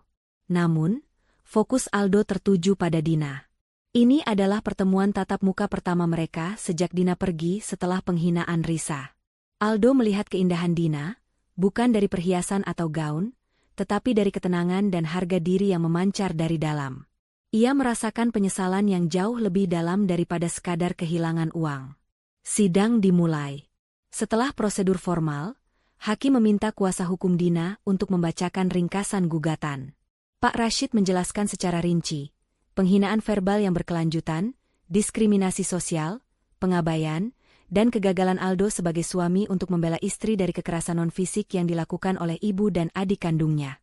Pak Rashid menyajikan bukti-bukti berupa rekaman percakapan dan kesaksian dari Mona, yang menguatkan klaim Dina. Ketika giliran Aldo dan kuasa hukumnya, suasana menjadi tegang. Kuasa hukum Aldo mencoba menyangkal, beralasan bahwa perselisihan rumah tangga adalah hal yang wajar, dan Nyonya Dina adalah wanita yang sangat sensitif. Namun, di tengah pembelaan kuasa hukumnya, Aldo tiba-tiba mengangkat tangannya, meminta izin kepada hakim untuk berbicara secara langsung. Kuasa hukumnya terkejut, begitu juga Bu Maya. "Aldo, jangan bodoh. Mereka hanya ingin menghabisimu," bisik Bu Maya, menarik lengan Aldo. Aldo menepis tangan ibunya dengan lembut namun tegas. Ia berdiri, menghadap ke arah hakim, tetapi matanya terpaku pada Dina. Dina balas menatapnya dengan pandangan dingin dan penuh pertanyaan. "Yang mulia hakim," kata Aldo, suaranya parau, tetapi penuh kejujuran. Saya memohon maaf, tetapi saya harus berbicara dari hati saya. Saya tidak ingin kuasa hukum saya menutupi kebenaran lagi." Ruangan menjadi sunyi. Bahkan Pak Rashid terlihat terkejut dengan inisiatif Aldo ini. "Saya mengakui semua yang dikatakan Nyonya Dina dan kuasa hukumnya. Saya mengakui bahwa istri saya, Dina, telah mengalami perlakuan yang sangat tidak adil dan menyakitkan di bawah atap rumah tangga kami sendiri. Saya mengakui bahwa ibu dan adik saya telah memanggilnya aib, tak berguna, dan sampah," kata Aldo. Setiap kata yang ia ucapkan terasa seperti pengakuan dosa yang jujur. Dina memejamkan mata sesaat. Pengakuan itu, yang ia tunggu selama bertahun-tahun, kini datang, tetapi di saat hati mereka telah retak. Aldo melanjutkan, suaranya bergetar karena emosi. "Kesalahan terbesar saya, Yang Mulia, adalah kelemahan saya. Saya bukan pria jahat, tetapi saya adalah suami yang pengecut.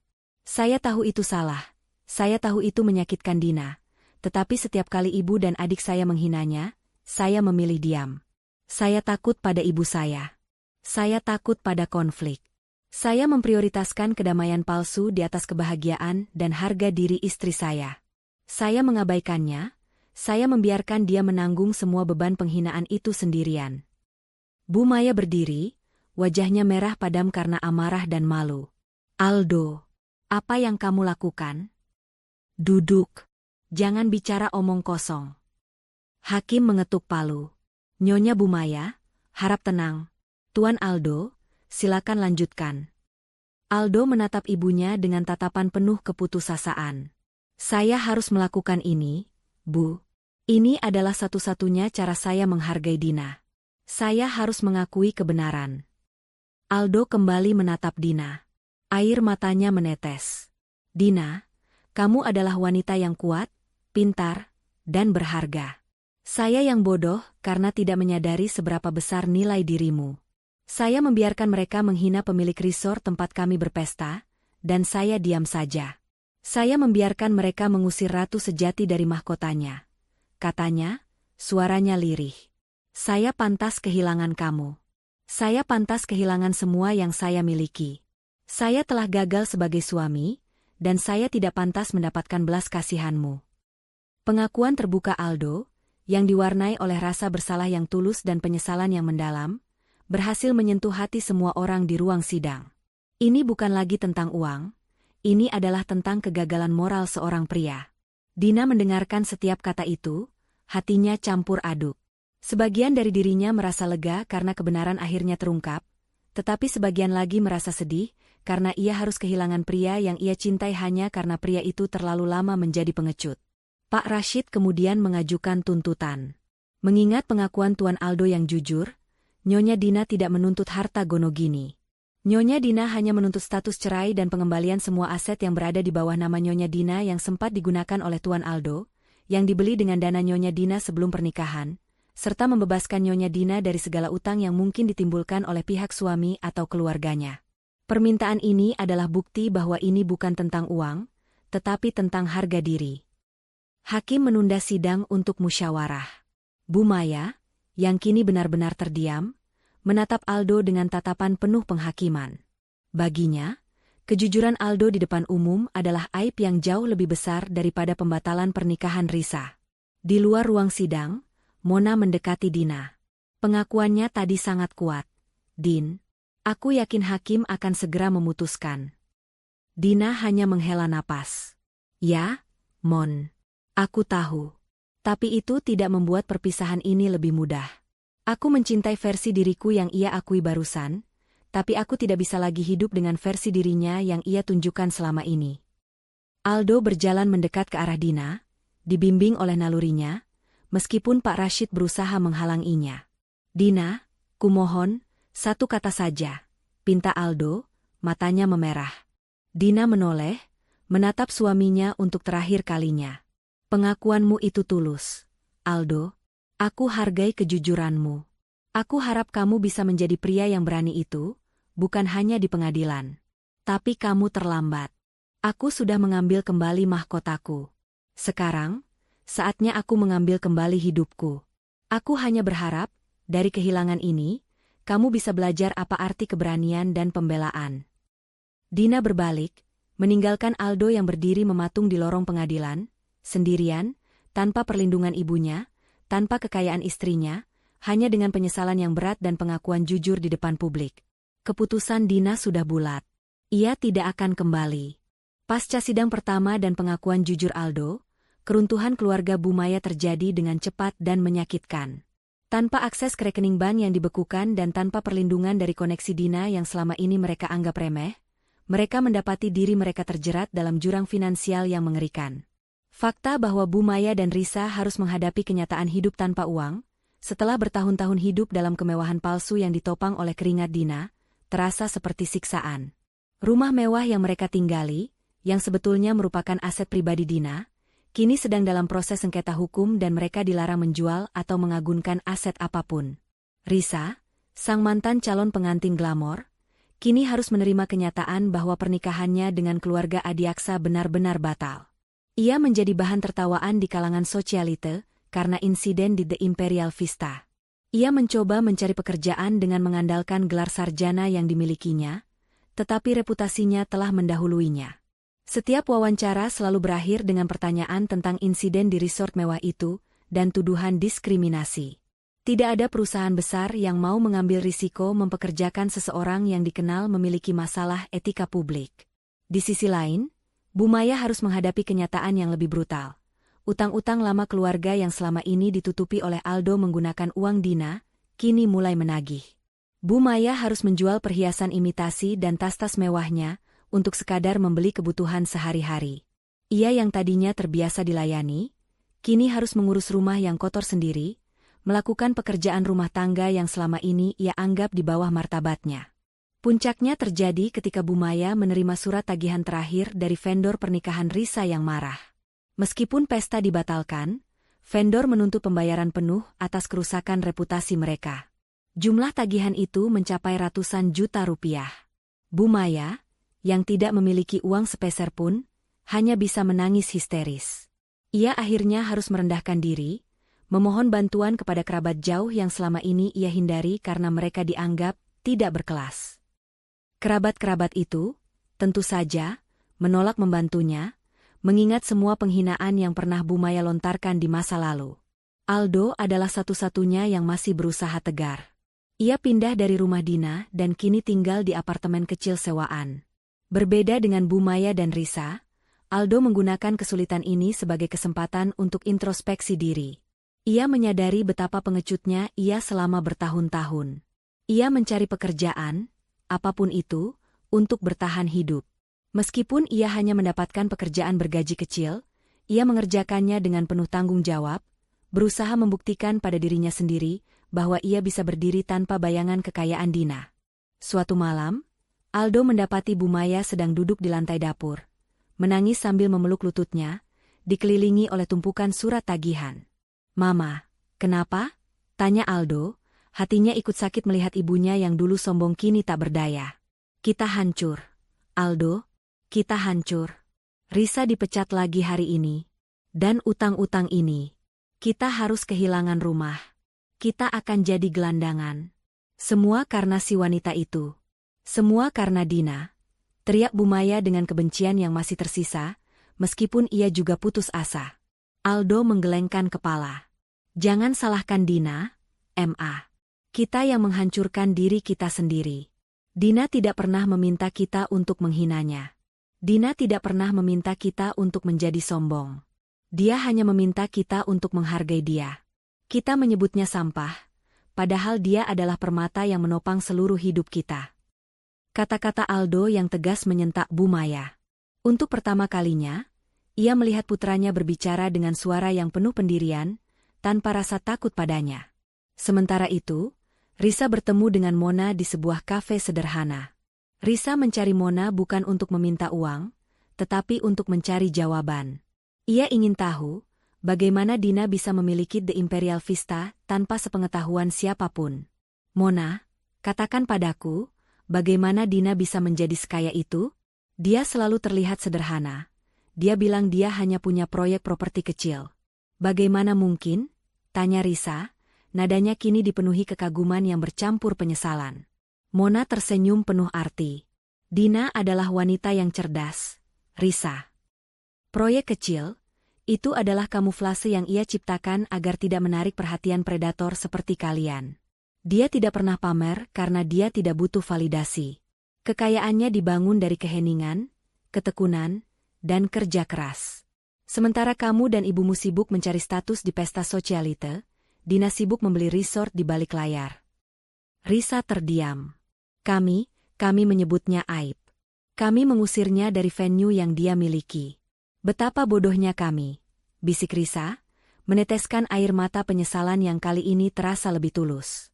Aku kehilangan suami, aku kehilangan venue impianku, aku kehilangan kehormatanku. Dan itu semua karena aku tidak bisa menghargai dia. Mona menatap Risa dengan simpati. Semua orang membuat kesalahan, Risa. Tapi kesalahanmu dan ibumu adalah kesalahan yang disengaja. Dina hanya ingin dihargai sebagai manusia. Sekarang, kamu sudah mendapatkan konsekuensinya. Gunakan ini untuk membangun kembali dirimu, bukan dengan status, tapi dengan harga diri sejati. Risa akhirnya mengangguk. Ia tidak meminta bantuan Dina, ia hanya meminta Mona menyampaikan penyesalannya. Tolong sampaikan pada Dina. Aku tahu kata-kata tidak akan mengubah apa-apa. Tapi aku benar-benar menyesal. Aku minta maaf karena telah meremehkan dan menyakitinya. Beberapa hari sebelum sidang putusan cerai, Bu Maya melakukan hal yang paling tidak terduga. Ia datang ke kantor Dharma Group tanpa janji temu, dan ia berhasil menyelinap masuk hingga ke lobi. Ia tidak meminta uang atau pengampunan, ia hanya ingin bertemu Dina untuk terakhir kalinya. Dina setuju untuk menemuinya di ruang rapat yang tenang. Bu Maya yang duduk di hadapan Dina kini terlihat tua dan rapuh. Matanya sembab, tangannya kasar karena pekerjaan. Dina, panggil Bu Maya dengan suara parau. Ia tidak lagi menggunakan nada otoritas, melainkan nada memohon. Aku tidak datang untuk memintamu menarik gugatan. Aku tahu itu tidak mungkin. Aku hanya ingin meminta maaf. Dina menatap mertuanya tanpa ekspresi. Penyesalanmu datang dari mana, Bu? Dari kehilangan uang, atau dari hati? Bu Maya menangis. Awalnya dari uang, Dina.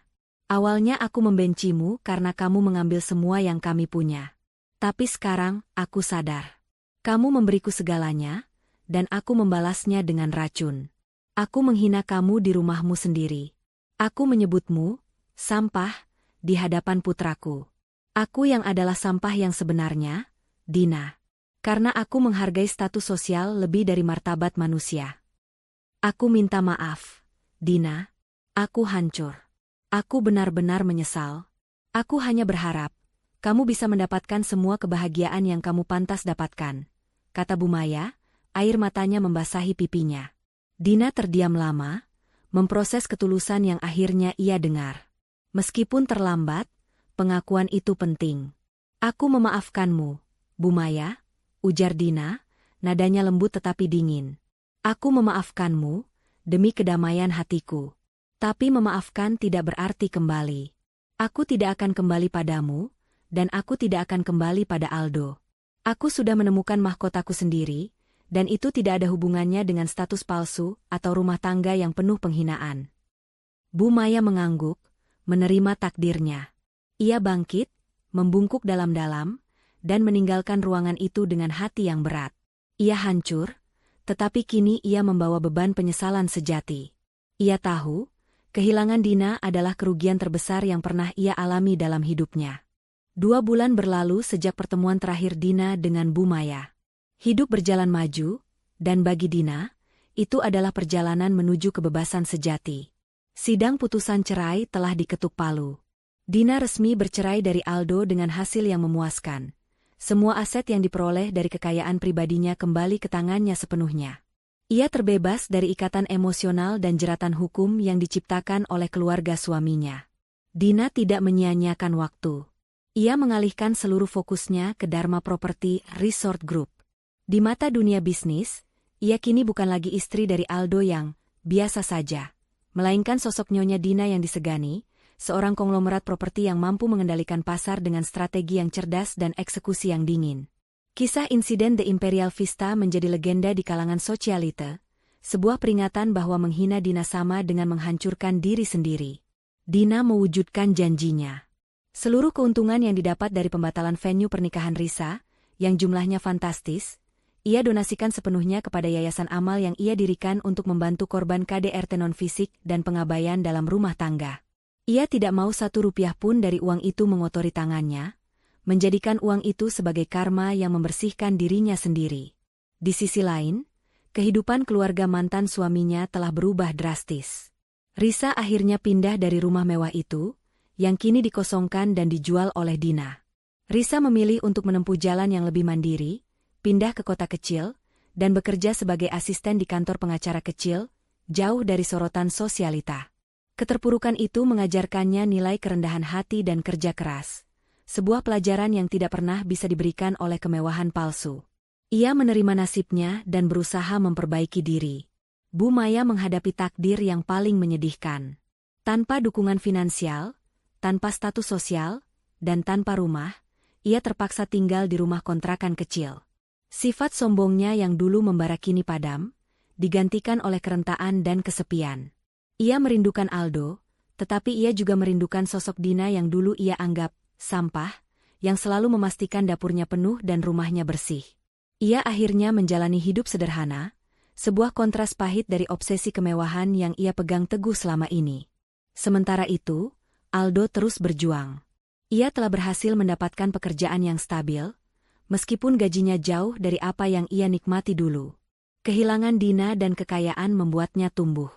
Ia menjadi pria yang lebih dewasa, lebih bertanggung jawab, dan yang paling penting, lebih berani. Ia tidak lagi takut pada ibunya. Ia mengunjungi Bu Maya dan Risa, tetapi ia tidak pernah memberikan uang kepada mereka. Ia hanya memberikan dukungan moral, memaksa mereka untuk berdiri di atas kaki mereka sendiri. Suatu sore, Aldo memberanikan diri menemui Dina di kantornya. Ia datang tidak untuk memohon rekonsiliasi, tetapi untuk mengucapkan terima kasih. Dina, panggil Aldo, suaranya kini penuh hormat. Selamat atas keberhasilanmu. Aku senang melihatmu bahagia dan kuat. Dina tersenyum tulus. Terima kasih, Aldo. Aku datang bukan untuk meminta kamu kembali. Aku datang untuk berterima kasih, kata Aldo. Kamu benar, Din.